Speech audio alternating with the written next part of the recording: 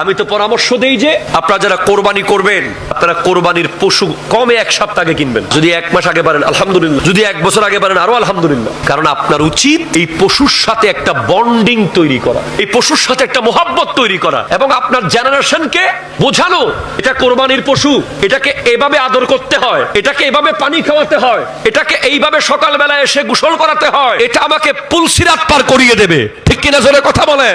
সেজন্য আপনারা অনেকে চালাকি করেন, আগের দিন রাতে কিনলেই লাভ। অনেকে বলে যে দিদি যাইবুগুই বিয়ারি হলে ফালাই ফালাই জাইলিগুই এত্তে লইম দে, তো আল্লাহতে একবার অনর গরুই কিলে লাগে দে, রাস্তাত ফালাই গিয়ে দিবে লম্ফরত দে না। ধরনের কোন টেকনিক করবেন না। কোরবানির মধ্যে হার জিতের কোন ফাংশন, এটা হার জিতের কোন বিষয়। ফুটবল খেলা না, এটা ক্রিকেট খেলা না, এটা কোনো প্রতিযোগিতা নয়। এটা হলো আল্লাহর রাস্তায় একটা পশুকে কোরবানি দেওয়া। যত টাকা দিয়েই কিনেছেন, জিতলে জিতছেন, হারলে হারছেন, আসল হার জিত হলো হাসরের মাঠে। ঠিক কিনা জোরে কথা বলেন?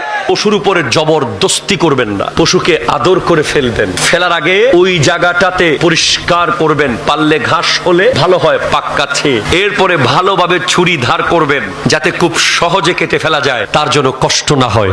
কথা বলেন ঠিক কিনা? ভিডিওটি ভালো লাগলে অবশ্যই শেয়ার করে দেবেন, অ্যান্ড থ্যাঙ্কস ফর ওয়াচিং।